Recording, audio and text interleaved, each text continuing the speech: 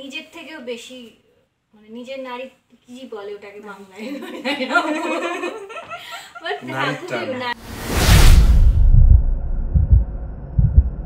প্রত্যেক বাড়ি কিছু না কিছু হয় আলোর সাথে। এবারেও আলোর জীবনে একটা ভয়ঙ্কর কিছু ঘটতে চলেছে, যার সাক্ষী অবভিয়াসলি রুদ্র এবং তার পরিবার থাকবে। বাট অদ্ভুতভাবে ঝিলিকের তো প্রথম থেকে একটা ছিল, আমার মা ইংরেজি জানে না, মা সবার সামনে কথা বলতে পারে না, যত দিন যাচ্ছে বোঝা যাচ্ছে সান্টা ক্লজের গিফট ওটাই আর কি। সান্টা ক্লজ তো আর সত্যি নেমে আসছে না, আমরাই সান্টা ক্লজ সেজে কারুর না কারুর জীবনে কোনো না কোনো পথপশু কিংবা পথের মানুষদের জীবনে সান্টা ক্লজ হয়ে উঠতে পারি।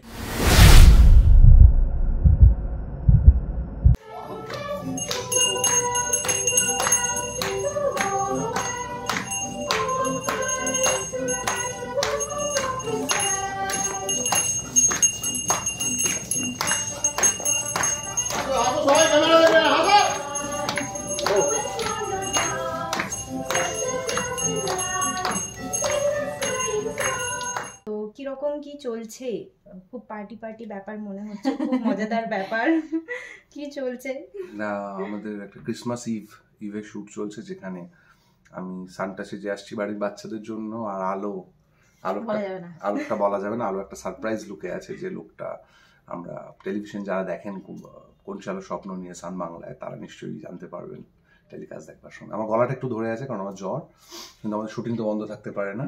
না, আমরা মানে মরে গেলেও আমাদের শুটিং লাস্ট শটটাও বোধহয় এরকমই পর্যায়ে চলে গেছে এখন শুটিং এ, যে আমরা খুব শরীর খারাপ হলেও আমরা হেসে খেলে সবাই ভাববে আমরা খুব সুস্থ আছি, বাট আমাদেরকে শুটিংটা করে যেতে হবে, কারণ ওয়েদার চেঞ্জ হচ্ছে, সবারই জ্বর হচ্ছে, কিন্তু আমরা যারা ক্যামেরার সামনে আসি তাদের জ্বর না থাকার অভিনয়টা করে যেতে হয়।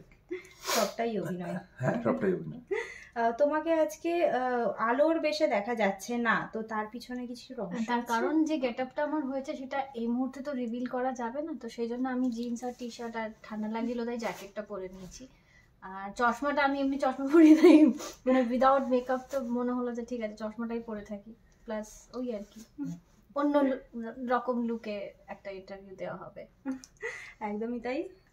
এই যে ব্যাপারটা যে আলো বাড়ি থেকে চলে গেল, এই যে একটা মন খারাপের পর্বের মাঝখানে এত বড় একটা সেলিব্রেশন, এইটা পুরোটা কিভাবে প্ল্যান করলে বা কিভাবে এটাকে করছো, কন্টিনিউ করছো? না, এর মাঝখানে এই আলো বাড়ি থেকে চলে যাওয়া এবং তার মাঝখানে আলো শুধু সারপ্রাইজ দেবে একটা বেশে এসে, এরকমটা নয়।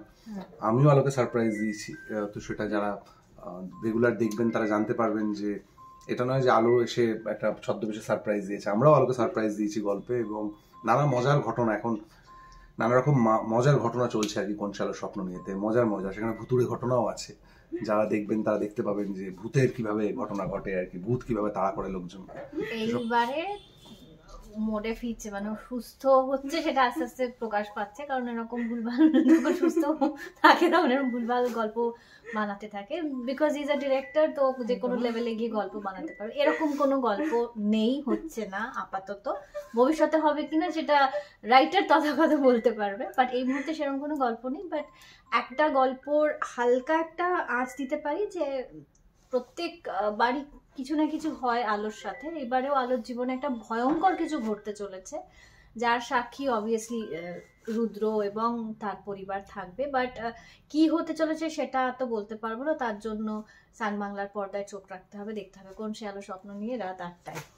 রুদ্র কোথাও আলোকে আঘাত দিয়েছিল? সচেতন ভাবে দেয়নি, আগের মাথা হিট অফ দ্য মোমেন্ট হয়তো 4টে কথা বলে ফেলেছে।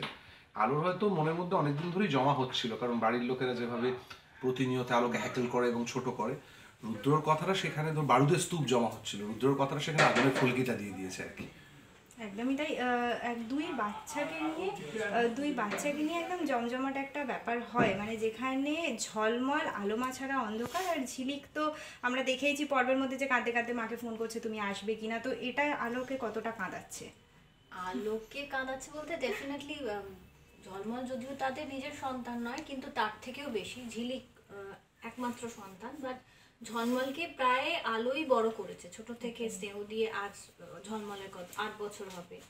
তো সেই ক্ষেত্রে মানে বলতে গেলে নিজের থেকেও বেশি, মানে নিজের নারী কি বলে ওটাকে বাংলায়,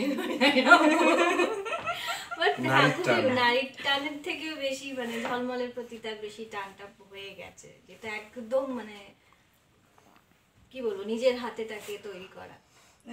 এই যে হিট অফ দ্য মোমেন্ট চলছে, এইখানে দাঁড়িয়ে কি ঝিলিকের মায়ের সাথে যে একটা কেমিস্ট্রিটা, এটার কি কোনো পরিবর্তন হতে চলেছে?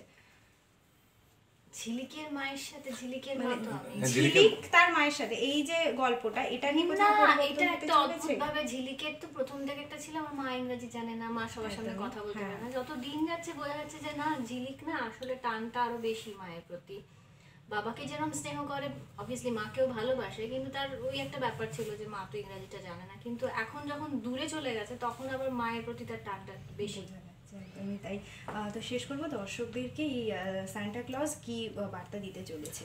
দর্শকদের সান্টা ক্লজ এটাই বার্তা দিতে চলেছে যে 25শে ডিসেম্বর, 1 জানুয়ারি সবই তো আসলে ভালো থাকার উৎসব, ভালো থাকার উদযাপন। আপনাদের আশেপাশের পশু পাখি, বাচ্চা, মানুষ যাদেরকে পাচ্ছেন আর কি, যাদের যতটুকু সামর্থ্য তাদেরকে ভালো রাখুন, তাদেরকে আনন্দ দিন। কারণ ভালো থাকাটা নিজে ভালো খেলাম, নিজে ভালো জামা কাপড় পরলাম, সেটাতে ডেফিনেটলি ভালো থাকা থাকে, কিন্তু দেখবেন আপনার আশেপাশের মানুষরা, মূলত অপরিচিত মানুষরা অথবা প্রাণীরা, তারা যদি একটু বেটার থাকে, একটু ভালো থাকে, তাহলে দেখবেন ভালো লাগাটা 100 গুণ বেড়ে যায়। তাই আশেপাশটাকে ভালো রাখুন, নিজে ভালো থাকুন। আলো কি বার্তাটা দিতে চলেছে? একদমই এগ্রি করব যেটা রুদ্র বললো বা তথা বললো, যে আশেপাশের মানুষ, প্রকৃতি, পাখি, যে কোনো জীবিত প্রাণীকে ভালো রাখো, তাদেরকে আদর যত্ন করে রাখো, তাহলে দেখবে সব ভালো হবে। মানে সান্টা ক্লজের গিফট ওটাই আর কি। সান্টা ক্লজ তো আর সত্যি নেমে আসছে না, আমরাই সান্টা ক্লজ সেজে কারুর না কারুর জীবনে, কোনো না কোনো পথ পশু কিংবা পথের মানুষদের জীবনে সান্টা ক্লজ হয়ে উঠতে পারি। আমি চাই যে এরকম আপনারাও দাড়ি গোফ না লাগিয়ে, এরকম লাল পোশাক না পরে সান্টা ক্লজ হয়ে উঠুন কারোর জীবনে। Thank you. বিনোদন জগতের সব খবরাখবর সবার আগে পেতে সাবস্ক্রাইব করুন বিনোদন চিত্র ইউটিউব চ্যানেল আর পাশে থাকা বেল বাটনটি ক্লিক করতে ভুলবেন না।